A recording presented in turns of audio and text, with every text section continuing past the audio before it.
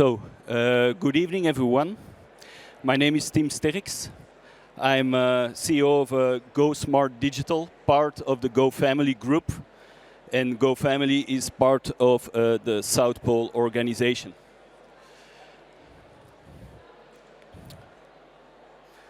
I'm waiting for the next slide.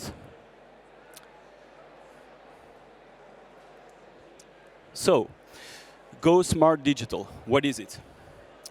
It is a company focusing on reduction of emissions within enterprises, with a strong focus on IT and digital emissions, or emissions coming from digital transformations. So, next. First things first, I'm gonna start with a quote, and that is, humans are not killing the planet. And now you're thinking, what? Everybody is telling us about we are killing the planet, but that is not correct, because we are killing ourselves. Earth doesn't need a planet B. The humans need this planet, because this planet will regenerate within 1 million years after the humans are extinct. So it is in our importance that we save this planet and save ourselves. But okay, enough activism for one day. But everybody already knows today's challenges on becoming more sustainable. Working on electrifying your car fleet, working on green energy purchases, and so on. Everything is done, but then what is the next thing? And the next big thing is the impact of IT on our planet. So I'm going to tell you a little bit about the impact of the digital carbon footprint. The good, the bad, and the ugly. Starting with the good, because I'm a positive guy, so I always start with the good things. Digitalization helps companies become more sustainable. This is a study done by Agoria and Accenture last year. And as you can see, digital technologies could reduce about 5 times more carbon emissions than the total digital footprint by 2030. So that means that if you are working on digitalization within your enterprise, you will become more sustainable. That is what Agoria and Accenture were saying last year. That is the good thing, but I am not completely on the same page as Agoria and Accenture. The bad, because there is a lot of bad going on. Due to a fast-growing digital world, we are creating a bigger impact than everyone calculated to date. Not only on energy use, but also because IT is not just energy usage. It's materials, water usage, and emissions. For example, Microsoft last year said, oh, we only used 20 million gallons of water for our data center. Turns out it was 84 million gallons of water. So big difference, and you have to become aware about the usage of all your resources to run a digital infrastructure.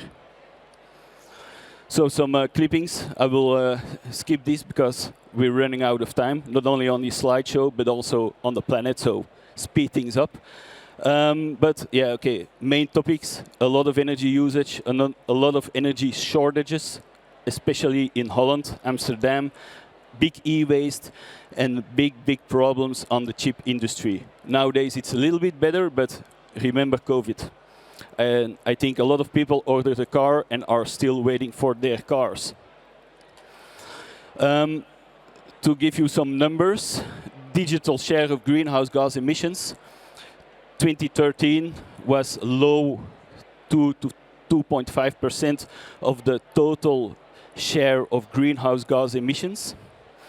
On scope 3 emissions, because IT is a lot of scope 3 emissions, we have IT as the biggest polluter within scope 3 next to automotive. So IT is a very big polluter and carbon emission source. There's also a lot of resources that are becoming extinct. This is a table of Mendeleev, where you can see all the red, orange, and white are almost extinct. So there's a lot of more resources on the e-waste piles than there's still resources under the ground.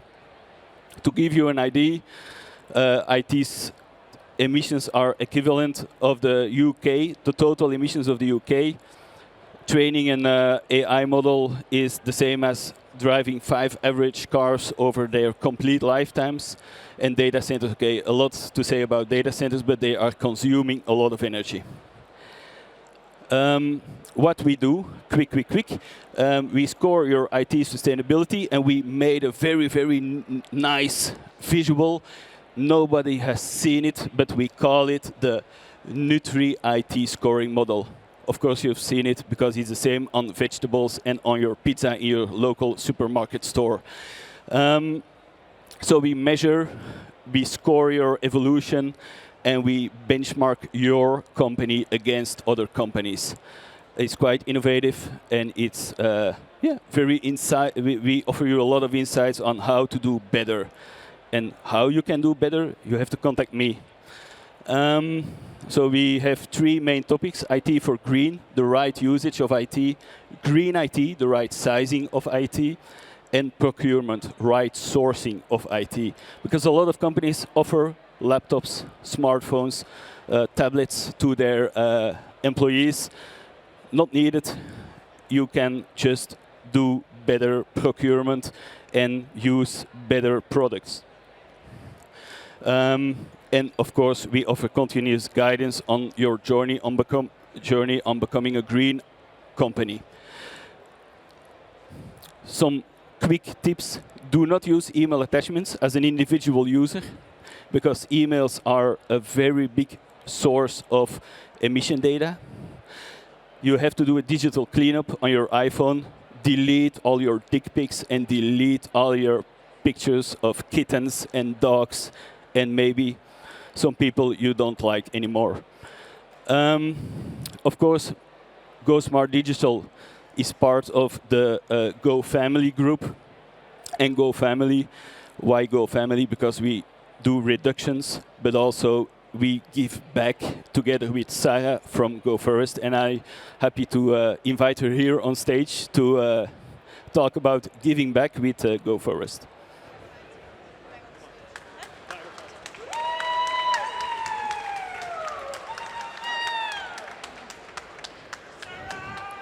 Whoa, thank you. Well, hello, good evening. I can't see you, that's very nice. Oh, thanks, Tim. All right, so I'm Sarah from Go Forest. Because there's a lot of forests already gone, we founded Go Forest because we need a lot of trees in this world. And I think we have to give back because we've taken a lot already. And I'm going to show you a very sad picture of me in Madagascar. In Madagascar, actually, there's an extreme drought. So people actually rely on trees to have food, because in the coming years they won't have rice anymore. So I was there, they were giving a speech like, "Hi, let's plant a lot of food trees because we really need it, because otherwise we won't have food anymore."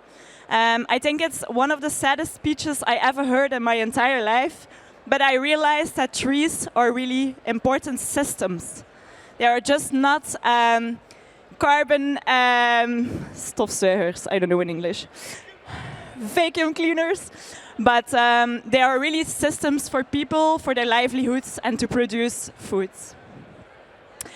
You would say, wow, that's a nice picture, you can hang it in your living room, but it's a really sad picture, because this is me in the Atlantic forest in Brazil. There is no forest anymore. There is less than 15% left. So I think it's it's a nice picture, but it's super sad. David Attenborough, my big hero, he says, imagine if we would bring back nature, but the saddest thing is that we can only bring back nature with a priority plan. And this is how a priority plan looks like. It's because the forest is gone, we need to connect the residual parts with the fragmented areas with forest corridors, just to make sure that the habitats stay connected for the wildlife. So it's really sad to see that we already have to work with a priority plan. I'm really a little bit against the plant and go systems of today, where they just plant a tree and they go. Because I think it's super important to make sure that the trees stay alive. Because in the first year, in terms of carbon, we only talk about 5 kilos. That's nothing. You have to really make sure that the forest can stay alive as a healthy whole. We work a lot with the SDGs. I know you know them because they are really important. I think they are a really nice starting point to see what's the purpose of your company, why are we here, and who can benefit from our services, and who are those people in need where we can help with our services. So we are planting in a lot of regions. We plant in Latin America, we plant in Africa, we plant in Europe. I actually want to plant in every country on the world, but we're still here we are already here for 3 years, but I think the South is really strongly affected by climate change. And you can run away, but I'm here to stay. So we plant trees in the Amazon because I think it's a very important ecosystem. But I just want to mention something very nice here. We actually work with ex-prisoners as a rehabilitation. So I think the social impact is super important. And then, a little bit more in line with the future, we're talking about technology. I strongly believe in transparency and authenticity. And first of all, we actually register everything in blockchain. We only do it once a year because I think, blockchain is still polluting. But I think it's important to say, okay, you've planted trees this year, well done, but don't brag about it in 10 years. So I think it's important to really mention the time frame. Secondly, we work with satellites. Why? Because I really want to motivate companies to also plant on the other side of the world. And satellites, they don't lie. So if the forest stays alive, within 20 years, you will see it on the satellites. Another thing we do is we actually blog about tree planting. We really provide storytelling because I think we should bring the story to Belgium as much as possible. And also, tree counting is super important. Have they really planted 1,000 trees, or is it only 800 trees? Well, we count it with AI. And one of the future fives we work with is Emil from Gen Vision, where we work with for carbon sequestration data. I really strongly believe in technology and planet working together for a better future. We also use technology to motivate employees to move more, and as an incentive, trees are planted. I would say we, as human beings, we are capable of so many incredible things. We are capable of landing on the moon. But I think it's not because we are still in our luxury seats that they are. And I think we should land back on Earth first again. Thank you.